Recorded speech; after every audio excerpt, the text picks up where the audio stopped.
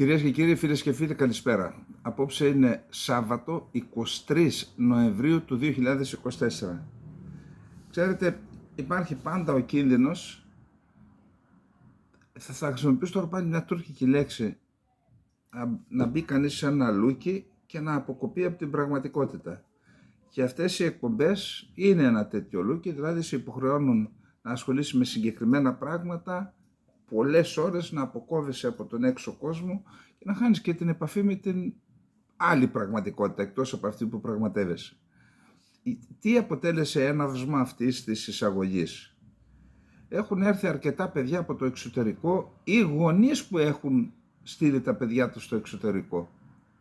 Μιλάμε για σήμερα, έτσι, τώρα, δεν μιλάμε για πριν 5 χρόνια που ήταν σε κρίση. Τι θέλω να πω? Ότι η κρίση συνεχίζεται στην Ελλάδα.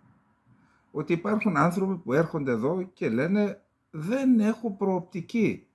Σε οποιαδήποτε χώρα και να πάω περνάω καλύτερα. Εδώ υπάρχει ένας βραχνάς ο οποίος με πνίγει. Όπως καταλαβαίνετε, η αφάμαξη συνεχίζεται. Ασχέτως τι λένε τα φερέφωνα που λένε έχουμε φέρει πίσω 300.000 νέους. Πού είναι? Πού τους φέραμε όταν σήμερα έρχεται μια μάνα και μου λέει έφυγε το παιδί μου? Καταρχάς, για όσους επιλέξουν να φύγουν εκτός Ελλάδας, ο τελευταίος άνθρωπος στη γη θα είμαι εγώ που θα τους πω μη φεύγετε. Ο κάθε άνθρωπος κανονίζει και κάνει αυτό που θεωρεί σωστό για τον εαυτό του. Όμως, θεωρώ ότι επειδή ήμουν και πρόσφατα στην Κύπρο και εκεί η κατάσταση της οικονομίας είναι καλύτερη, ας βάλουμε πρώτη επιλογή την Κύπρο. Εκεί τουλάχιστον δεν χάνει το εθνικό δυναμικό, δεν χάνει τα παιδιά μας. Εποφελείται ένα αδελφό κράτος που είναι η Κυπριακή Δημοκρατία. Σε αυτούς που φεύγουν και όσοι έρχονται εδώ, γι' αυτό λέω ότι είμαστε στον κόσμο μας, όσοι έρχονται εδώ μου παρουσιάζουν μια κατάσταση και θέλω να τη μοιραστώ μαζί σας. Καταρχάς, όλα αυτά τα παιδιά είναι σε απόγνωση. Μπορεί να παίρνουν για 10.000 ευρώ έξω. Δεν έχει και πολύ μεγάλη σημασία. Είναι σε απόγνωση γιατί χάσαν τους γονείς τους, την οικογένειά τους, την χώρα τους και είναι σε μια ξένη χώρα. Άλλο στην Τσεχία, άλλο στην Ελβετία, άλλο στην Αμερική, άλλο στην Κύπρο, άλλο στην Ολλανδία. Όλοι αυτοί τώρα ήρθαν αυτές τις μέρες εδώ. Εγώ έχω να πω το εξής. Καλό θα ήταν τουλάχιστον να κρατήσουμε επαφή με τη χώρα, με την Ελλάδα, με τον ελληνισμό, με την ιστορία μας, διότι θα είναι τεράστιο έγκλημα να χάσει η Ελλάδα τόσο σημαντικό κομμάτι του ελληνισμού που είναι η νεολαία της και πολλές φορές οι μορφωμένοι. Για μένα, εντάξει, όλοι έχουν την αξία τους, είτε μορφωμένοι είτε λιγότερο μορφωμένοι, αλλά ιδιαίτερα οι μορφωμένοι θα μπορούσαν να αποτελέσουν και την ατμομηχανή για να...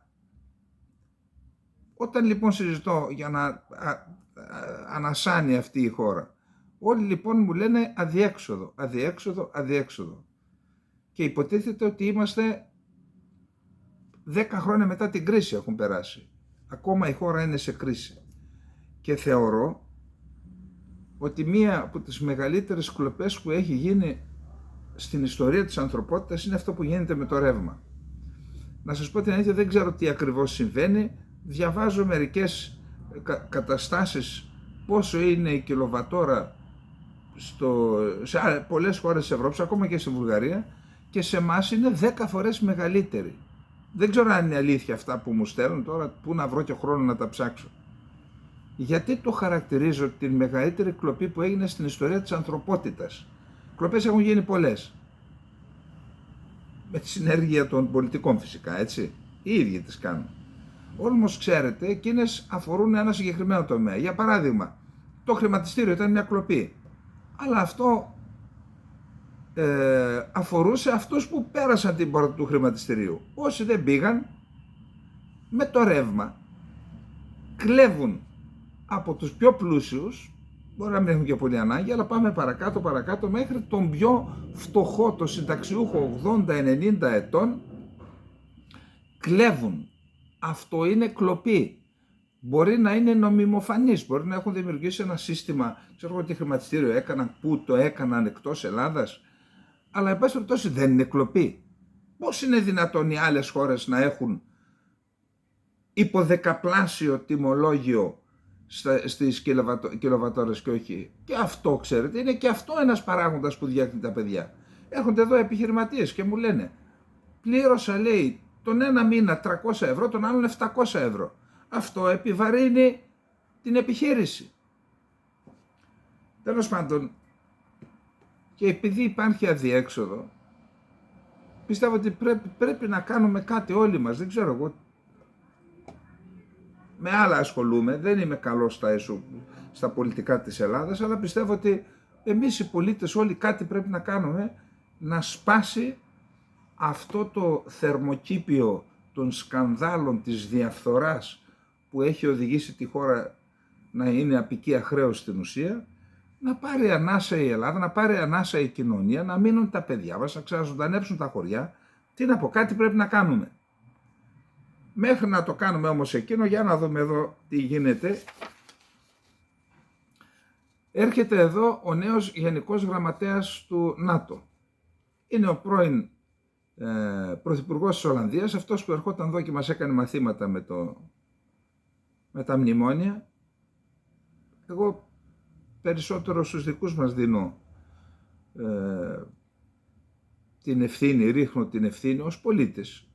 Εμείς ευθυνόμαστε και όχι οι ξένοι. Εμείς τους δώσαμε τη δυνατότητα να έρχονται εδώ και να μας εξευτελίζουν. Ένας από αυτούς που μας έκανε τέτοια κόλπα ήταν ο Ρούτε, ο οποίος τώρα ως Γενικός Γραμματέας του ΝΑΤΟ πρώτα πάει στην Άγκυρα και μετά έρχεται εδώ. Προσέξτε τι συναντήσεις έχει στην Άγκυρα και τι έχει στην Ελλάδα και βγάλετε συμπεράσματα. Με τον Πρωθυπουργό Κυριάκο Μητσοτάκη, τον Υπουργό Εξωτερικών Γιώργο Γεραπετρίτη και τον Υπουργό Άμυνας Νίκο Δένδια θα συναντηθεί την Τρίτη 26/11 ο Γενικός Γραμματέας του ΝΑΤΟ Μαρκ Ρούτε, ο οποίος επισκέπτεται την Αθήνα αφού προηγουμένως θα είχε επισκεφθεί την Άγκυρα. Σύμφωνα με ανακοίνωση του ΝΑΤΟ, ο Ολλανδός πρώην Πρωθυπουργός και αντικαταστάτης του Στόλτεμπεργκ θα συναντηθεί με τον Ερντογάν, το Φιντάν και τον Γκιουλέρ, δηλαδή τους ομολόγους των Ελλήνων, αλλά προσέξτε, θα συνομιλήσει και με εκπροσώπους της τουρκικής αμυντικής βιομηχανίας. Όχι μόνο αυτό, θα επισκεφτεί εγκαταστάσεις των τουρκικών βιομηχανιών παραγωγής εναέριων μέσων, την Τουσάς, εκεί που χτύπησαν οι Κούρδοι στην Άγκυρα. Και σαν να μην έφτανε αυτό, καταρχάς ας αναλογιστούν αυτοί που σκότωσαν την ελληνική αμυντική βιομηχανία. Σας το έχω ξαναπεί, επειδή τα χειρίστηκα αυτά από άλλο πόστο τη δεκαετία του 90. Τη δεκαετία του 90 η Ελλάδα ήταν 2 επίπεδα πάνω από την τουρκική, στο θέμα της αμυντικής βιομηχανίας, από την αντίστοιχη τουρκική. 2 επίπεδα πάνω. Τώρα πού βρισκόμαστε? Γιατί? Διότι όταν μιλούσαμε και όταν γράφαμε και όταν προειδοποιούσαμε,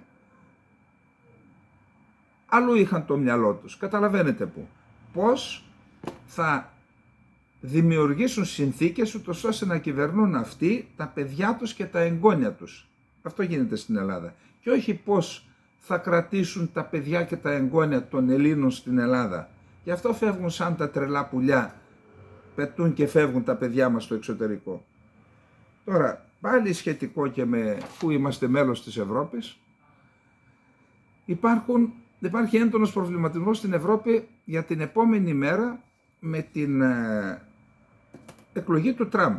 Δηλαδή, αφού με αποφάσεις, πολιτικές αποφάσεις των Ευρωπαίων ηγετών, συρθήκαμε σε έναν πόλεμο που ετοίμασαν άλλοι για τους δικούς τους, και εννοώ στην Ουάσιγκτον, για να υπηρετήσουν τους δικές του Λονδίνο. Εκεί είναι η φωλιά του κακού. Για να υπηρετήσουν τους δικούς τους σκοπούς ή τις παλαβομάρες τους, έσυραν την Ευρώπη σε έναν πόλεμο με την Ουκρανία, και αυτό ασφαλώς έχει παίξει ρόλο και η πανδημία στην επιδείνωση της οικονομίας, να είμαστε σωστοί, αλλά η κατάσταση έχει χειροτερέψει με τον πόλεμο στην Ουκρανία. Τώρα λοιπόν ξύπνησαν οι κεντρικοί τραπεζίτες της Γερμανίας και της Γαλλίας να αναζητήσουν τρόπους γιατί αυτές είναι οι 2 μεγάλες οικονομίες στην Ευρώπη, να αναζητήσουν τρόπους ούτως ώστε να βελτιωθεί το οικονομικό κλίμα στην Ευρώπη και να αντιμετωπίσουν τις παρενέργειες των μέτρων που πιθανόν έχει δηλώσει ότι θα πάρει ο Τραμπ μόλις αναλάβει την διακυβέρνηση της χώρας. Και όταν λέμε μέτρα που θα πάρει είναι δασμοί 10 ή 20% στα ευρωπαϊκά προϊόντα που προορίζονται για την αμερικανική αγορά. Ασφαλώς και η Ελλάδα μετά και η Ευρώπη θα χρειαστεί να πάρει αντίστοιχα μέτρα. Σας θυμίζω την έκθεση του Ιταλού, του Ντράγκη, 400 σελίδων που χτυπάει καμπανάκια. Οι κορυφαίοι κεντρικοί τραπεζίτες συζήτησαν εμβάθυνση της ενιαίας ευρωπαϊκής αγοράς, κάνοντας λόγο για μια ένωση αποταμιεύσεων και επενδύσεων, καθώς και λιγότερη γραφειοκρατία και περισσότερη συνεργασία στον τομέα της άμυνας. Θα γίνουμε παραμάγαζο της τουρκικής αμυντικής βιομηχανίας. Αναφερόμενοι στην έλλειψη γαλλογερμανικών κινήσεων σε αυτούς τους τομείς, οι τραπεζίτες σχολίασαν το να χωριστούμε θα ήταν σαν να καταδικάζουμε την Ευρώπη. Την καταδικάσατε ήδη. Τόνισαν ωστόσο ότι παρόλο που υποστηρίζουν την ιδέα για κοινό ευρωπαϊκό χρέος, δεν αποτελεί προϋπόθεση για να προχωρήσουμε μπροστά. Τέλος πάντων, υπάρχει και μια παρέμβαση της Προέδρου της Ευρωπαϊκής Κεντρικής Τράπεζας, της Κριστίν Λαγκάρτ. Η Ευρώπη, τα έχουμε ξαναπεί, είναι οι αποφάσεις που παίρνονται τα τελευταία χρόνια και σε σχέση με τον πόλεμο στην Ουκρανία έχουν οδηγήσει σε ένα αδιέξοδο για το οποίο θα αναφερθούμε στη συνέχεια. Πάμε στο δεύτερο θέμα, επειδή σήμερα θα είναι μικρότερη η εκπομπή, να πάμε κατευθείαν στην Τουρκία. Δεν ξεχάσαμε την Κύπρο, απλά θα αφιερώσουμε χρόνο στην επόμενη εκπομπή. Στην Τουρκία λοιπόν έχουμε το εξής θέμα. Ξέρετε ότι μακράν το σημαντικότερο πρόβλημα που απασχολεί το τουρκικό κράτος είναι το κουρδικό ζήτημα. Και το κουρδικό ζήτημα αλλάζει η παραμετροποίησή του. Γιατί όσο και αν έχει κάνει προσπάθειες η Τουρκία να το θέσει υπό έλεγχο στο εσωτερικό της, οι διεθνείς εξελίξεις και ειδικά εξελίξεις στην περίμετρο της Τουρκίας, και αναφέρομαι στο Ιράν, στο Ιράκ και στη Συρία, αλλάζουν την παραμετροποίηση του κουρδικού και τώρα χτυπάνε καμπανάκια. Και όσο αλλάζουν την παραμετροποίηση και μεγαλώνει ο κίνδυνος να δεχθεί πιέσεις η Τουρκία να αναγνωρίσει το πολιτιστική αυτονομία στους Κούρδους, κάτι που θα οδηγήσει σε πλήρη αλλαγή αυτού που λέμε Τουρκία, αλλά δεν είναι της ώρας, τόσο προσπαθεί να πνίξει τη φωνή των Κούρδων. Πριν λίγες μέρες είχαμε καθαίρεση 4 δημάρχων. Χθες προχώρησε σε καθαίρεση άλλων 2 δημάρχων. Ξέρετε πού? Στο νομό Ντερσίμ, Τούντζελι τον ονομάζουν. Θυμάστε προχθές που έκανα με την επέτειο της γενοκτονίας που έκανε εκεί ο Μουσταφά Κεμάλ με την κόρη του τη Θετή. Σε αυτόν τον νομό καθαίρεσαν τον δήμαρχο της πρωτεύουσας του Ντερσίμ, Τούντζελι το λένε, και τον δήμαρχο του Οβατζίκ. Ο ένας ανήκει στο Ντέμ, στο Κουρδικό κόμμα, ο άλλος ανήκει στο Λαϊκό Ρεπουμπλικανικό κόμμα. Εκεί έγινε συμφωνία και μοίρασαν τις δυνάμεις τους. Εδώ λοιπόν τους καθαίρεσαν και προσέξτε, υποτίθεται αυτοί τιμωρήθηκαν από τα δικαστήρια με 6 χρόνια και 3 μήνες για συμμετοχή στο Κουρδικό Εργατικό Κόμμα, το οποίο η Τουρκία το θεωρεί τρομοκρατική οργάνωση, και αντί να επιτρέψουν να ψηφιστεί δήμαρχος από το Δημοτικό Συμβούλιο, από αυτούς που εξέλεξε ο λαός, το τουρκικό κράτος δεν ανέχεται ούτε αυτό και βάζει δοτό δήμαρχο, δηλαδή επίτροπο, κρατικό επίτροπο. Είχαμε διαδηλώσεις στην Τουρκία και επειδή μιλάμε για αυτό το θέμα, ακούστε, όταν βγήκε το ένταλμα για τον Νετανιάχου και τον Γκάλαντ και τον Ντέιφ, έκανα μία ανάρτηση στο 2-3 δηλαδή, όχι μία, στο X. Και λέω συγγνώμη, εντάξει, βγήκε για τους αυτούς για τη Μέση Ανατολή, είναι υπόθεση του Διεθνούς Ποινικού Δικαστηρίου, αλλά για να βγει η Παλαιστίνη ήταν αυτή, η Παλαιστινιακή Αρχή ήταν αυτή που είναι μέλος του Διεθνούς Ποινικού Δικαστηρίου και ζήτησε την έκδοση των ενταλμάτων. Γιατί δεν ζητά κάποια χώρα που εμπλέκεται, και αναφέρομαι στη Συρία ή στο Ιράκ, η Κύπρος, για τα εγκλήματα πολέμου που γίνονται σε αυτές τις χώρες, είτε για τους Κούρδους εναντίον των Κούρδων. Στη Συρία η Τουρκία έχει εισβάλει και κάνει εγκλήματα πολέμου, είτε στην Κύπρο που συνεχίζεται η δημογραφική αλλίωση, που είναι έγκλημα πολέμου, νομίζω.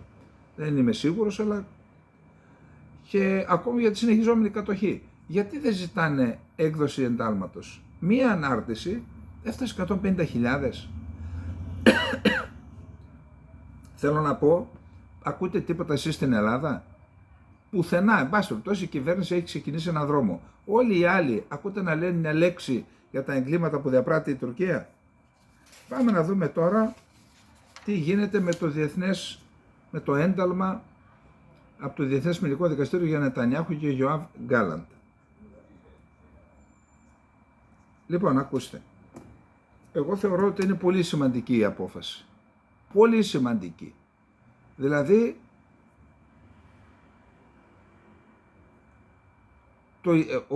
εκδόθηκε διεθνές ένταλμα σύλληψης και για τον Πούτιν. Αλλά ο Πούτιν έχει τη δυνατότητα να πηγαίνει σε χώρες, ενώ οι χώρες της πρώην Σοβιετικής Ένωσης εκεί στην ουσία είναι η πίσω αυλή της Ρωσίας, πήγε στη Μογγολία, πήγε στην Κίνα, το Ισραήλ, επειδή είναι προσανατολισμένο προς τη Δύση και επειδή η Δύση είναι όλοι ενταγμένοι στο Διεθνές Ποινικό Δικαστήριο, εκεί υπάρχουν υποχρεωτικότητες. Για να δούμε ποιες χώρες στην Ευρώπη έχουν δηλώσει τι θα πράξουν εάν επισκεφθεί τη χώρα τους ο Ισραηλινός Πρωθυπουργός. Λοιπόν, καταρχάς η μόνη χώρα που είπε ελάτε εδώ, δεν έχετε κανένα πρόβλημα, είναι η Ουγγαρία του Όρμπαν. Είπε στον Νετανιάχου, έλα εδώ, δεν έχεις κανένα πρόβλημα. Βρετανία. Η Downing Street ανέφερε ότι ο Ισραηλινός Πρωθυπουργός Νετανιάχου θα συλλαμβανόταν αν έφτανε στο βρετανικό έδαφος μετά την έκδοση διεθνούς εντάλματος σύλληψης εναντίον του. Η Βρετανία είναι η χώρα που έπαιξε καθοριστικό ρόλο στην ίδρυση του κράτους του Ισραήλ. Εδώ βλέπετε, γι' αυτό είπα είναι πάρα πολύ σημαντικό το ένταλμα. Η χώρα λοιπόν που έπαιξε το μεγαλύτερο ρόλο στην ίδρυση του κράτους του Ισραήλ υποχρεώνεται να εφαρμόσει το ένταλμα. Ο εκπρόσωπος του Βρετανού Πρωθυπουργού, Σερ Κιρ Στάρμεν, δήλωσε ότι η κυβέρνηση θα εκπληρώσει τις νομικές της υποχρεώσεις σε σχέση με το ένταλμα σύλληψης. Νωρίτερα, η Υπουργός Εσωτερικών Ιβέτ Κούπερ είχε δηλώσει ότι δεν κρίνει σκόπιμο να σχολιάσει τις σχετικές διαδικασίες, καθώς το Διεθνές Ποινικό Δικαστήριο είναι ανεξάρτητο, αν και το Ηνωμένο Βασίλειο είναι μέλος. Αυτό που μπορώ να πω είναι ότι προφανώς η θέση της Βρετανικής κυβέρνησης παραμένει ότι πιστεύουμε ότι η εστίαση πρέπει να δοθεί στην επίτευξη κατάπαυσης του πυρός στη Γάζα. Άλλα λόγια να αγαπιόμαστε. Δεν λέει αν συμφωνεί ή διαφωνεί. Ωστόσο, η Έμιλι Θόρνμπερι, πρόεδρος των εργατικών στην Επιτροπή Εξωτερικών Υποθέσεων του Κοινοβουλίου, δήλωσε στο Sky News: «Εάν ο Νετανιάχου έρθει στη Βρετανία, η υποχρέωσή μας βάσει της Σύμβασης της Ρώμης, με την οποία ιδρύθηκε το Διεθνές Ποινικό Δικαστήριο, θα ήταν να τον συλλάβουμε με τη διαδικασία του εντάλματος που έχει εκδώσει το Διεθνές Ποινικό Δικαστήριο». Ιταλία. Εάν ο Νετανιάχου και ο Γκάλαντ έρχονταν στην Ιταλία, θα έπρεπε να τους συλλάβουμε, δήλωσε ο Υπουργός Άμυνας Γκίντο Κροσέτο. Αλλά πρόσθεσε, πιστεύω ότι η ποινή του Διεθνούς Ποινικού Δικαστηρίου είναι λάθος. Πάντως, ο Ματέο Σαλβίνι, αντιπρόεδρος της κυβέρνησης της Ιταλίας, εξέφρασε την πλήρη υποστήριξή του στον Ισραηλινό Πρωθυπουργό, λέγοντας ότι αν ο Νετανιάχου ερχόταν στην Ιταλία θα ήταν ευπρόσδεκτος. Οι εγκληματίες πολέμου είναι άλλοι, πρόσθεσε. Ιρλανδία. Ερωτηθείς εάν η αστυνομία θα συλλάμβανε τον Ισραηλινό ηγέτη στην Ιρλανδία, ο Ιρλανδός Πρωθυπουργός Σάιμον Χάρις δήλωσε: «Ναι, οπωσδήποτε. Υποστηρίζουμε τα διεθνή δικαστήρια και εφαρμόζουμε τα εντάλματά τους». Γερμανία. Η Γερμανία από την πλευρά της, αν και ανακοίνωσε ότι θα έπαιρνε σχετική απόφαση εφόσον ο Νετανιάχου αποφάσισε να πάει στη Γερμανία, διευκρίνησε ότι ένας από τους μεγαλύτερους υποστηρικτές του Διεθνούς Ποινικού Δικαστηρίου είναι η Γερμανία, κυρίως λόγω της ιστορίας της. Δηλαδή είπε αμφίσιμη η δήλωση, αλλά όταν λέει είμαι υποστηρικτής, άρα θα προβεί σε σύλληψη. Ολλανδία. Εκεί τι έγινε, ξέρετε? Επειδή ο Ολλανδός Υπουργός Εξωτερικών Κάσπαρ Βέλτκαμπ έκανε δήλωση που στήριζε το ένταλμα του Διεθνούς Ποινικού Δικαστηρίου, το Ισραηλινό Υπουργείο, και ήταν προγραμματισμένη η επίσκεψή του. Το Υπουργείο Εξωτερικών του Ισραήλ, λόγω των σχολείων που υποστηρίζουν την απόφαση, είπε μην έρχεσαι πίσω.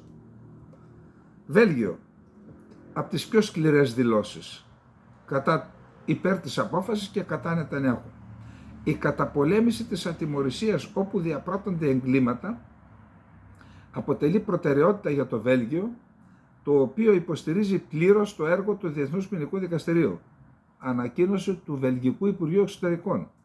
Οι υπεύθυνοι για εγκλήματα που διαπράχθηκαν στο Ισραήλ και τη Γάζα πρέπει να διαχθούν στο υψηλότερο επίπεδο ανεξάρτητα από το ποιος θα διέπραξε. Η αντιπρόεδρος της κυβέρνησης του Βελγίου, Πέτρα Ντε Σάτερ, ανέφερε επίσης ότι η Ευρώπη πρέπει να συμμορφωθεί με την απόφαση του Διεθνούς Ποινικού Δικαστηρίου και να εκτελέσει τα εντάλματα σύλληψης. Αυτή το άνοιξε, είπε όλη η Ευρώπη. Ισπανία. Η Ισπανία σέβεται την απόφαση του Διεθνούς Ποινικού Δικαστηρίου και θα συμμορφωθεί με τις δεσμεύσεις και τις υποχρεώσεις της σε σχέση με το καταστατικό της Ρώμης και το διεθνές δίκαιο, δήλωσαν κυβερνητικοί αξιωματούχοι στα ισπανικά μέσα ενημέρωσης. Η Υπουργός Εργασίας Γιολάντα Ντιάζ χαιρέτησε την απόφαση του δικαστηρίου, λέγοντας ότι η Μαδρίτη είναι πάντα στο πλευρό της δικαιοσύνης και του διεθνούς δικαίου. Η γενοκτονία του Παλαιστινιακού λαού δεν μπορεί να μείνει ατιμόρυτη. Μόνο που σε σχέση με την Τουρκία και τη γενοκτονία που διαπράττει στους Κούρδους, επειδή είναι εκεί οι τράπεζες ισπανικές είναι εκτεθειμένες για 60 δις στην Τουρκία και επειδή κάνει και αεροπλανοφόρο η Τουρκία στην Ισπανία, εκεί κάνουμε τον Αλέκο, τον Ισπανό. Αυστρία. Το Υπουργείο Εξωτερικών της Αυστρίας χαρακτήρισε την απόφαση του Διεθνούς Ποινικού Δικαστηρίου εντελώς ακατανόητη. Ωστόσο, ανέφερε ότι οι αρχές δεν θα είχαν άλλη επιλογή από το να συλλάβουν τον Νετανιάχου. Ο Υπουργός Εξωτερικών της Αυστρίας, Αλεξάντερ Σάλενμπεργκ, επέκρινε την απόφαση ως παράλογη, αλλά είπε ότι το διεθνές δίκαιο είναι αδιαπραγμάτευτο και ισχύει για όλους και παντού. Τέλος, Σλοβενία. Η Σλοβενία σέβεται την απόφαση του Διεθνούς Ποινικού Δικαστηρίου σχετικά με εντάλματα σύλληψης για φερόμενα εγκλήματα πολέμου και εγκλήματα κατά της ανθρωπότητας και θα συμμορφωθεί πλήρως με αυτήν, δήλωσε ο Πρωθυπουργός Ρόμπερτ Γκόλομπ. Από την Ελλάδα ακούσατε τίποτα για τα εντάλματα? Εγώ δεν άκουσα πάντως. Άμα ακούσατε εσείς. Τώρα είχαμε άλλη μια επιτυχία του Ισραήλ σε επιχειρησιακό επίπεδο με χτύπημα χειρουργικής ακρίβειας στη Συρία. Το Ισραήλ σκότωσε τον ανώτερο διοικητή της Χεσμολάχ, Αλί Μουσά Νταγντούκ, όπως ανέφερε το NBC News, επικαλούμενο ανώτερο αξιωματούχο άμυνας των ΗΠΑ. Ο Νταγντούκ, γνωστός και ως Αμπού Χουσέιν Σαγέντ, καταζητείται στη ΣΥΠΑ για επιθέσεις εναντίον αμερικανικών στρατευμάτων στο Ιράκ, συμπεριλαμβανομένου του σχεδιασμού μιας περίπλοκης επίθεσης στην Καρμπάλα το 2007 που είχε ως αποτέλεσμα το θάνατο 5 Αμερικανών στρατιωτικών. Ο Νταγντούκ είχε υπηρετήσει ως διοικητής μιας μονάδας ειδικών δυνάμεων της Χεσμολάχ και επικεφαλής ασφάλειας του Νασράλα. Το Ισραήλ χθες, σε επίθεση που έκανε στο Λίβανο, σκοτώθηκαν 62 άνθρωποι και 111 τραυματίστηκαν. Συνολικά από τις επιθέσεις του Ισραήλ έχουν σκοτωθεί στο Λίβανο 3.645 άνθρωποι και έχουν τραυματιστεί 15.355. Επίσης, με Ισραηλινό πλήγμα εναντίον της κατοικίας του, ο διευθυντής του νοσοκομείου του Ντάρ Αλαμάλ στον Ανατολικό Λίβανο, Αλί Ρακάν Αλάμ, σκοτώθηκε. Το σπίτι του είναι δίπλα στο νοσοκομείο, μαζί με άλλους 6 μέλη του ιατρονοσηλευτικού προσωπικού του νοσοκομείου.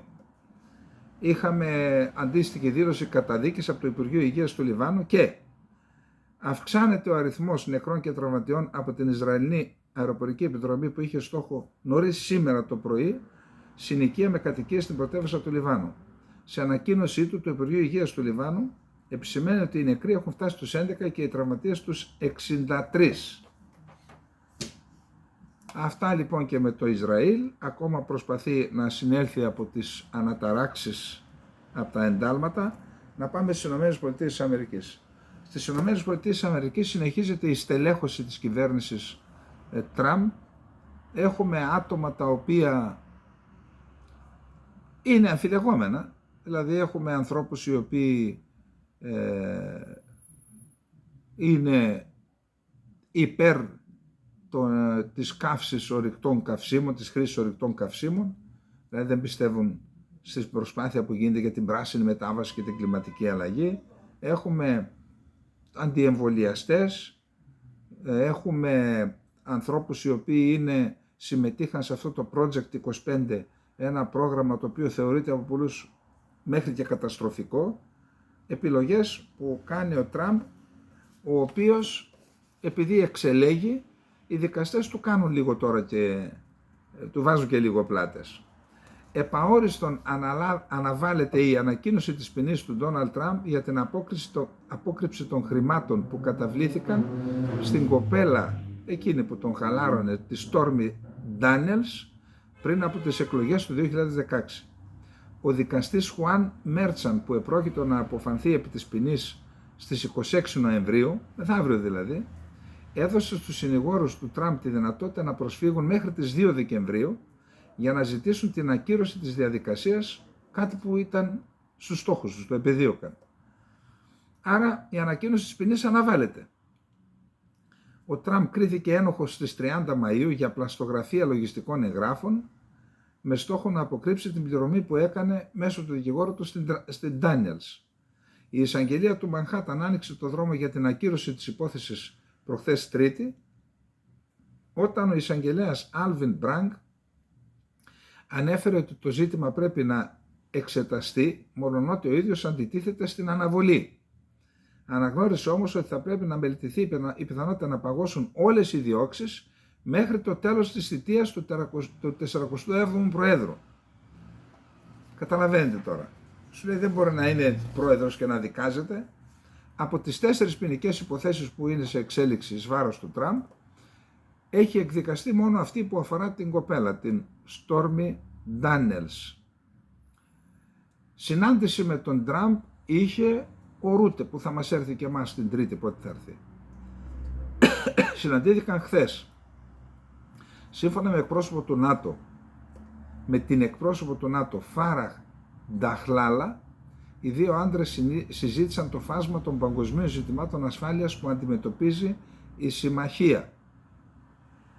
Τώρα, τον Σκοτ Μπέσεντ, ιδρυτή της εταιρείας επενδύσεων K-Square Group και ένθερμο υποστηρικτή του πολιτικού ελέγχου της Αμερικανικής Κεντρικής Τράπεζας, της Fed, επέλεξε ο Ντόναλντ Τραμπ για το αξίωμα του Υπουργού Οικονομικών.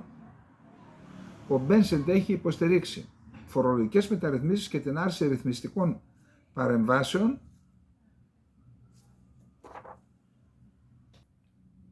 ιδίως για να τονωθούν περισσότερο ο τραπεζικός δανεισμός και η παραγωγή ενέργειας. Πάντως επισημαίνεται ότι στο παρελθόν έχει εργαστεί στις επενδυτικές εταιρείες του George Soros, παρότι ο Τραμπ είναι πολιτικά αντίθετος με τον Soros. Ο Soros τον πολέμησε τον Τραμπ.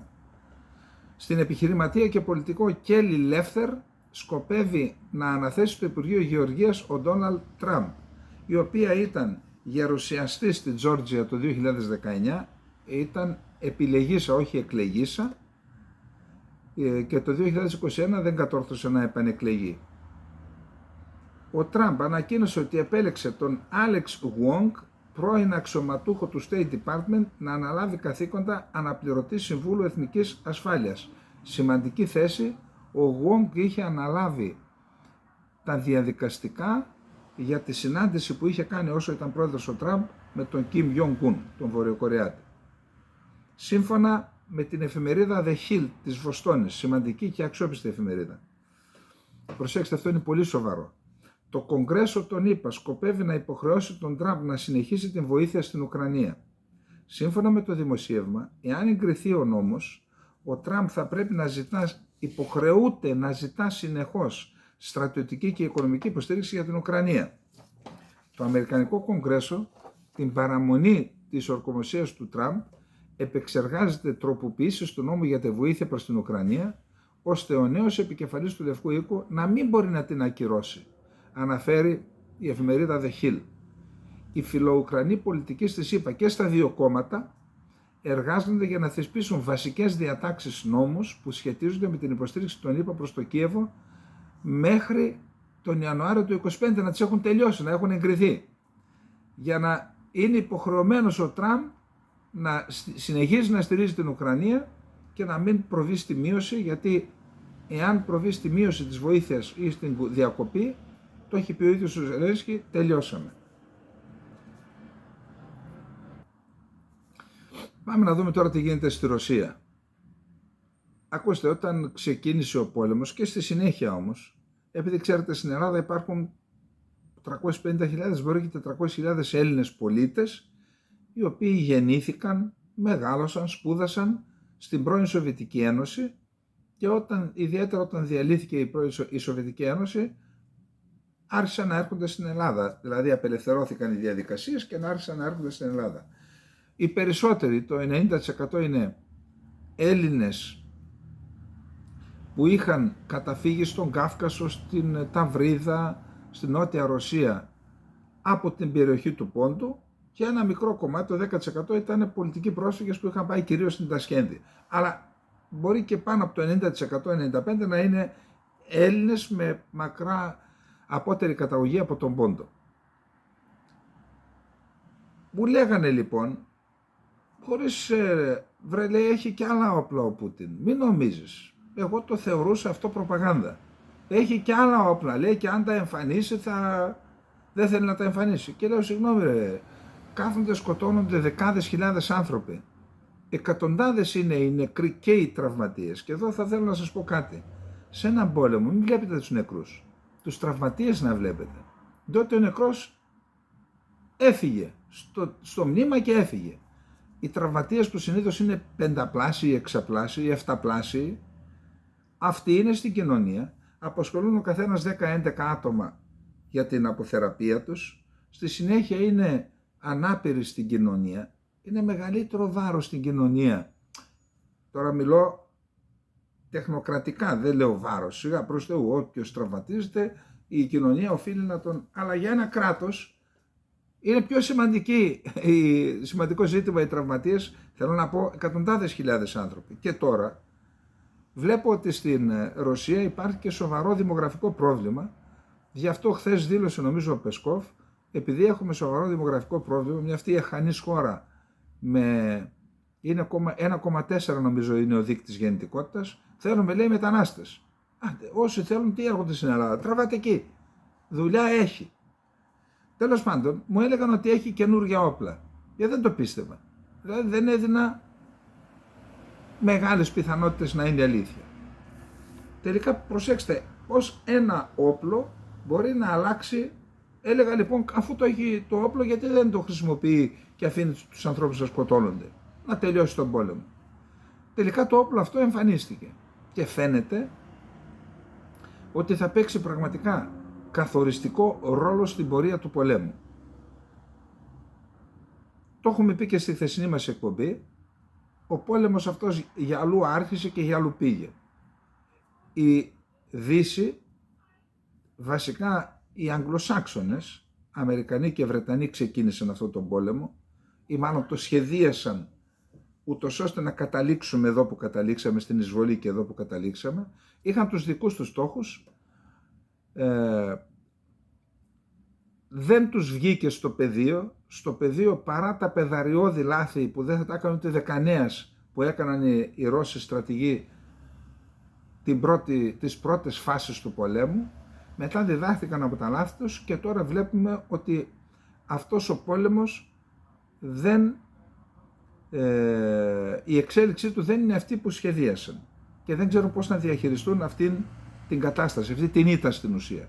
Όμως η Δύση και το ΝΑΤΟ έχουν ένα τεράστιο πολιτικό στρατηγικό κέρδος από αυτόν τον πόλεμο και είναι η μετατροπή της Βαλτικής θάλασσας σε μια νατοϊκή λίμνη.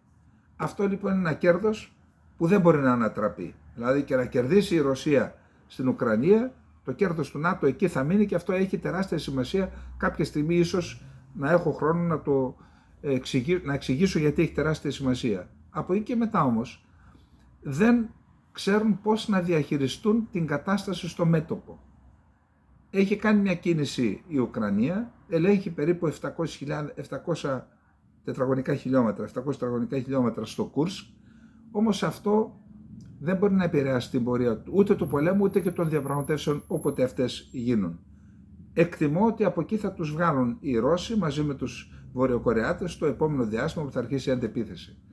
Όμως έχουμε δηλώσεις Ουκρανών αξιωματούχων που λέει η κατάσταση στο μέτωπο δεν είναι καλή, το Κουράχοβο από μέρα σε μέρα πέφτει, το Τσάσιβ Γιάρ και αυτό θα πέσει, μένουν δύο προπύργια μεγάλης σημασίας, το Ρέτσκ, όχι τόσο μεγάλης σημασίας όσο το Ποκρόβσκ, που εκεί η κατάσταση είναι στάσιμη. Πιθανότατα θέλουν να τελειώσουν με το Κουράχοβο και να κάνουν υπερκαιρωτικό ελιγμό, αν και είναι τεράστιες αποστάσεις, για το Ποκρόβσκ. Και επίσης διαβάζω σε ουκρανικά μέσα, ουκρανικούς λογαριασμούς, ότι προετοιμάζουν μία επίθεση για τη Ζαπορίζια. Υπόψη είναι ότι την περιφέρεια της Ζαπορίζια την έχουν ενσωματώσει οι Ρώσοι με τα διατάγματά τους και τα δημοψηφίσματά τους. Η πρωτεύουσα όμως είναι εκτός και αποφεύγουν να την βομβαρδίσουν εκτός από την Ζαπορίζια. Πιθανότητα θέλουν και αυτοί να την υπερκεράσουν και να την καταλάβουν. Εν πάση περιπτώσει, ενώ λοιπόν η κατάσταση στο μέτωπο δεν είναι καλή, κάνουν σπασμωδικές ενέργειες είτε με τους ΑΤΑΚΕΜΕΣ είτε με την παροχή ναρκών κατά προσωπικού στους Ουκρανούς. Αυτές είναι κινήσεις οι οποίες αφενός μεν δεν πρόκειται να επηρεάσουν σημαντικά, καθοριστικά την πορεία των εξελίξεων στο μέτωπο και αφετέρου προκαλούν την ένταση, εννοώ την κλιμάκωση της έντασης, και φτάσαμε είτε στην τροποποίηση του πυρηνικού δόγματος που αυτό οδηγεί σε αντίστοιχες τροποποίησεις και το αμερικάνικο, είτε στη χρήση του χθεσινού αυτού του πυράβλου που λέγεται φουντουκιά. Για να δούμε σχετικά πράγματα σε αυτό. Ρωσικές πηγές ισχυρίστηκαν ότι η Ρωσία θα κλείσει μέρος του εναέριου χώρου της σήμερα και αύριο για να δοκιμάσει πυράβλους. Ο αναπληρωτής αρχηγός της στρατιωτικής υπηρεσίας πληροφοριών της Ουκρανίας, υποστράτηγος Βαντίμ Σκιμπίτσκι, προειδοποίησε χθες ότι η Ρωσία πιθανότητα διαθέτει έως και 10 πυράβλους Ορεσνίκ, Ορεσνίκ σημαίνει φουντουκιά, και ότι η Ρωσία πιθανότητα θα πραγματοποιήσει δοκιμαστικές εκτοξεύσεις για όλους αυτούς τους πυράβλους στο μέλλον. Ο Πούτιν δήλωσε ότι θα συνεχίσει να δοκιμάζει υπερηχητικούς πυράβλους Ορεσνίκ. Ο πύραυλος που εκτοξεύτηκε την Πέμπτη δοκιμάστηκε με επιτυχία, είπε ο Πούτιν, ενώ πρόσθεσε ότι κανένα άλλο έθνος δεν έχει όπλο όπως αυτό. Μιλώντας σε μια συνάντηση με την ηγεσία της Άμυνας και μέλη του Συμβουλίου Ασφαλείας στη Μόσχα, ο πρόεδρος της Ρωσίας τόνισε ότι η ανάπτυξη του πυραυλικού συστήματος είναι ζωτικής σημασίας, καθώς αντιμετωπίζουμε νέες απειλές. Οπλικά συστήματα όπως το Ορεσνίκ δεν υπάρχουν πουθενά αλλού, είπε σε συνάντηση που έγινε στο Υπουργείο Άμυνας. Επίσης, είπε ότι ο πύραυλος δεν μπορεί να αναχαιτιστεί και ότι έχουμε ένα απόθεμα τέτοιων συστημάτων έτοιμο για χρήση, και πρόσθεσε ότι έχει διατάξει να αρχίσει η μαζική παραγωγή του συγκεκριμένου πυράβλου. Αφού δοκιμάστηκε με επιτυχία, είπε προχωράτε. Επίσης, να θυμίσουμε ότι είπε ο Πούτιν στο διάγγελμά του ότι η Δύση κλιμακώνει τη σύγκρουση στην Ουκρανία, επιτρέποντας στο Κίεβο να χτυπήσει τη Ρωσία με πυράβλους μεγάλου βελληνικούς δυτικής κατασκευής, και ότι η σύγκρουση μετατρέπεται σε παγκόσμια σύγκρουση, πλανητική σύγκρουση, είπε, δεν είπε παγκόσμιο πόλεμο. Μάλιστα, άφησε ανοιχτό το ενδεχόμενο χρήση υπερηχητικού πυράβλου, λέγοντας ότι αν χρησιμοποιήσουμε τον υπερηχητικό πύραυλο κατά της Ουκρανίας θα προειδοποιήσουμε τους πολίτες. Που εδώ εγώ δεν κατάλαβα. Και αυτός υπερηχητικός ήταν, τώρα θα χρησιμοποιήσουν άλλον πύραυλο. Για κρατήστε το κι αυτό. Τέλος πάντων, εδώ είμαστε. Το ΝΑΤΟ την Τρίτη θα πραγματοποιήσει έκτακτες συνομιλίες με την Ουκρανία μετά από αίτημα της Ουκρανίας, μετά την επίθεση με το συγκεκριμένο πύραυλο. Επίσης, ο Τούσκ και ο Λιπαύσκι, υπουργός εξωτερικών της Τσεχίας, ο Τούσκ είπε ότι υπάρχει κίνδυνος για παγκόσμιο πόλεμο και αυτός. Ο υπουργός εξωτερικών της Τσεχίας στο Κίεβο έκανε λόγο για προσπάθεια του Ρώσου δικτάτορα να τρομοκρατήσει τόσο τον Ουκρανικό όσο και τον ευρωπαϊκό πληθυσμό. Και να πούμε ότι κυκλοφόρησε μία κατάσταση σε ρωσικούς λογαριασμούς και χάρτης με τις νατοικές βάσεις στην Ευρώπη που είναι δυνατόν να χτυπηθούν και με το συγκεκριμένο πύραυλο, μην πάμε σε άλλους. Και η Βουλγαρία έχει 3 βάσεις από ό,τι είδα, η Ελλάδα έχει 1 βάση και αυτή είναι η βάση της Σούδας, δεδομένου του στρατηγικού χαρακτήρα αυτής της βάσης και για το ΝΑΤΟ και για τις ΗΠΑ. Λοιπόν, όπως καταλαβαίνετε από αυτά που είπαμε,